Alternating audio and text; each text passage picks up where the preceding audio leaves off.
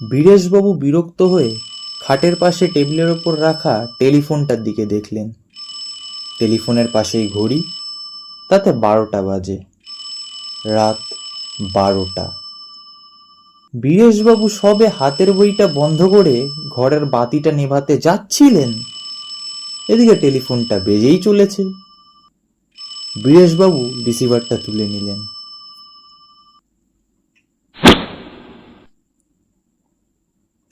Hello. 465176। Yes. Biresh বাবু আছেন? বীরেশ চন্দ্র নিয়োগী কথা বলছি। ও, নমস্কার। নমস্কার। এত রাত্রে ফোন করছি বলে কিছু মনে করবেন না। ঠিক আছে, কি ব্যাপার? আপনার সঙ্গে কয়েকটা কথা ছিল। আপনি কে বলছেন জানতে পারি কি? আমার নাম গণপতি সোম। বীরেশবাবুর বিরক্তিটা আবার মাথা চাড়া দিয়ে উঠল। কিন্তু এখন তো কথা বলার সময় হবে না, আমি শুতে যাচ্ছিলাম। আর তাছাড়া আপনাকে তো চিনিও না। আমি কিন্তু আপনাকে চিনি। আপনার পেশা ডাক্তারি। 3 মাস হলো এই বাড়িতে এসেছেন। আপনার আগের বাড়িতে আগুন লেগে প্রচুর ক্ষতি হয়, তাই আপনাকে এখানে উঠে আসতে হয়। আপনার স্ত্রী গত হয়েছেন আজ 11 বছর হলো। আপনার বয়স 55। একটি ছেলে আছে, ইঞ্জিনিয়ার, সে ভোপালে থাকে। কেমন ঠিক বলিনি? বীরেশবাবু চার পণ্যায় বিস্মিত হলেন। আপনি এত কথা জানলেন কি করে? ধরে নিন ধরে নিন এটা আমার একটা বিশেষ ক্ষমতা। এখন বলুন, আপনি আমার কথাগুলো শুনতে চান কি না? বেশি সময় লাগবে না তো? না, অবশ্যই কথার পর যদি কথোপকথন চলে তাহলে কিছুটা সময় লাগতে পারে। ঠিক আছে, বলুন। আজ থেকে 7 বছর আগের কথা বলছি। আমার পেশা ছিল ওকালতি। আপনি সেই সময় মুক্তারাম বাবু স্ট্রিটে থাকতেন, তাই নয় কি? ঠিকই বলেছেন। আপনার ছেলের নাম অরূপ। হ্যাঁ। সে তখন সিটি কলেজে পড়তো। হ্যাঁ। এটাও আপনি জানেন কিনা দেখুন। আপনার ছেলের একটি বন্ধু ছিল, নাম শ্রীপতি। তা হতে পারে। ছেলের বন্ধুদের খবর আমি সবসময় রাখতাম না।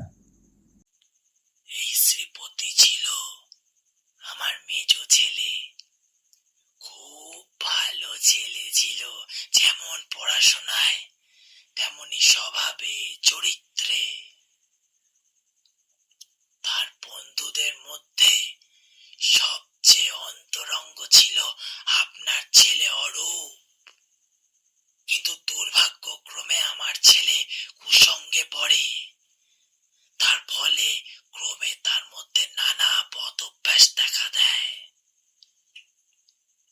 অরূপ অনেক চেষ্টা করে তাকে বুঝিয়ে বলে এই কুসঙ্গ ত্যাগ করাতে, কিন্তু তাতে সে সফল হয়নি। অথচ শ্রীপতির উপর থেকে অরূপের টান যায়নি। অরূপ বদ্ধপরিকর ছিল যে শ্রীপতিকে আবার সৎপথে ফিরিয়ে আনবে, কিন্তু তার চেষ্টা বৃথা হয়। এসব কি আপনার জানা? অরূপের এই বন্ধুকে আমি দেখেছি, কিন্তু সে যে কুসঙ্গে পড়েছিল সেটা জানতাম না। এবার একটা দুর্ঘটনার কথা বলি, তাহলে শুনুন। আমার ছেলেকে জুয়ার নেশায় ধরে। সে রেসের মাঠে যেতে শুরু করে। তার ফলে তার অনেক হার হয় এবং বিস্তর দেনা হয়ে যায়। তখন সে অরূপের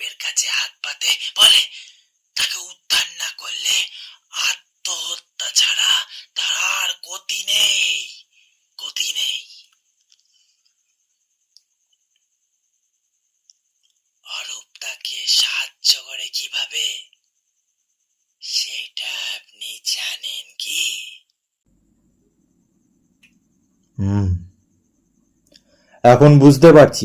কি বুঝছেন? আমার বাড়িতে সিন্ধুকে একটা অতি মূল্যবান জিনিস ছিল। এটা আমার ঠাকুরদার সম্পত্তি, একটা হীরের আংটি। আপনার ঠাকুর দাদা ছিলেন চণ্ডীপুর স্টেটের রাজার গৃহ চিকিৎসক। রাজাকে একবার দুরারোগ্য ব্যাধির হাত থেকে বাঁচিয়েছিলেন বলে রাজা খুশি হয়ে তাকে এই আংটিটি দেন। ঠিক বলিনি? ঠিক। এই আংটিটি সিন্ধুক থেকে বার করে আপনার ছেলে আমার ছেলেকে দিয়ে দেয়। আশ্চর্য ব্যাপার, আমরা এই আংটি অন্তর্ধান রহস্যের কোনো কিনারা করতে পারিনি, ইনফ্যাক্ট পুলিশও পারেনি। পারবে কি করে? পারবে কি করে? আপনার ছেলে এত ভালো, তাকে আপনার সন্দেহ করবেন কি করে? তা তো বটেই। সেই আংটি কিন্তু আমার ছেলের কাছেই থেকে যায়। আংটিটা তার এত ভালো লাগে যে সেটা সে হাতছাড়া করতেই চায় না। শেষটায় আমি ছেলের অবস্থা জানতে পেরে মহাজনের কাছ থেকে টাকা নিয়ে তার দেনা শোধের ব্যবস্থা করি। সেই আংটি কি এখনো আপনার ছেলের কাছেই আছে? কিন্তু সেটা সে আপনাকে ফেরত দিতে চায়। তার আংটি সব মিটে গেছে, মিটে গেছে। আংটি ফেরত দিয়ে, বুঝলেন, সে কলঙ্কের হাত থেকে রেহাই পেতে চায়। তাছাড়া আপনার ছেলের মনেও একটা গ্লানি রয়েছে, সেটাও দূর করা দরকার। আপনার ছেলে কি আমার সঙ্গে দেখা করতে চায়? এবং এখনই সে রওনা হয়ে গেছে। এতক্ষণে সে প্রায় আপনার বাড়ি পৌঁছে গেছে। তার নাম যেন কি বললেন? শ্রীপতি। আর আপনার নাম গণপতি? আপনাদের নাম কি সম্প্রতি খবরের কাগজে বেরিয়েছে? তা বেরিয়েছে। দাঁড়ান দাঁড়ান দাঁড়ান, একটু মনে করতে দিন। করুন, সময় নিন। বীরেশবাবুর একটু ভাবতেই মনে পড়েছে। হ্যাঁ হ্যাঁ, ঠিক ঠিক, কালকের কাগজেই বেরিয়েছে আপনাদের নাম। ব্যারাকপুর ট্রাঙ্ক রোডে একটা গাড়ি আর লরিতে সংঘর্ষের ফলে গাড়ির 3 জন যাত্রী তৎক্ষণাৎ মারা যান। একজন গাড়ির চালক আর 2 জন বাপও ছিলেন। নাম গণপতি সোম আর শ্রীপতি সোম। আপনি ঠিকই বলেছেন। আমি সেই গণপতি সোম। আপনি, তার মানে?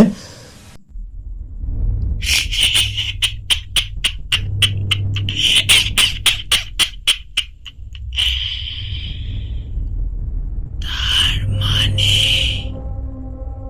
আপনি যা ভাবছেন তাই। কিন্তু এ যে অসম্ভব। কেন সম্ভব হবে? দেখুন তো, আপনি কোনো শব্দ শুনতে পাচ্ছেন কিনা? হ্যাঁ, পাচ্ছি। কি শব্দ? কে যেন আমার নিচের দরজায় টোকা মারছে।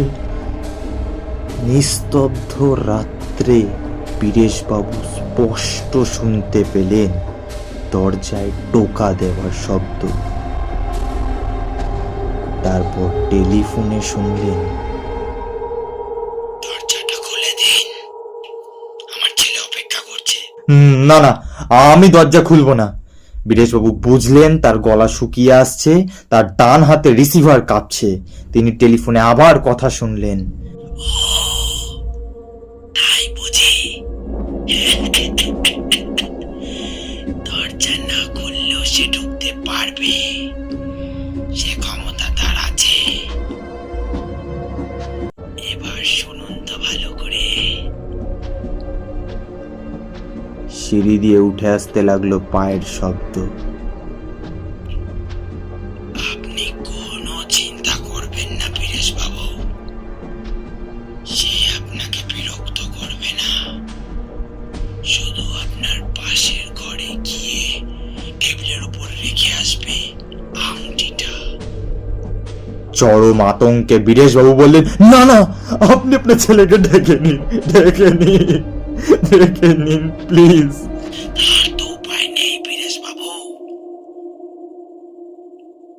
সে আপনার দোতলায় পৌঁছে গেছে।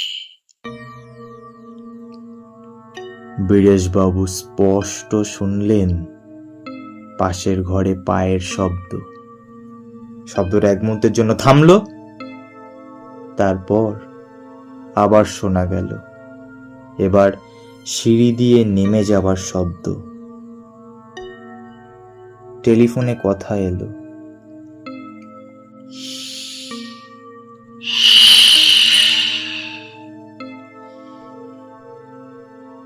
এবারে আপনি নিশ্চিন্ত।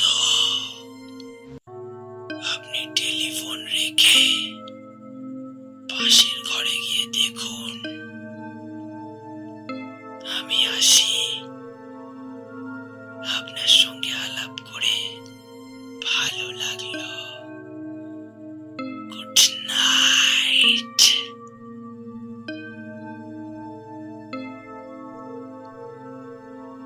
বীরেশবাবু রিসিভারটা রেখে দিলেন। তার কপাল এই পৌষ মাসেও ঘর মাখত। কিছুক্ষণ বিছানায় চুপ করে বসে থেকে তিনি উঠলেন। অতি সন্তর্পণে এগিয়ে গিয়ে পাশের ঘরের ভেজানো দরজাটা খুলে ঘরে ঢুকে বাতিটা জ্বালালেন।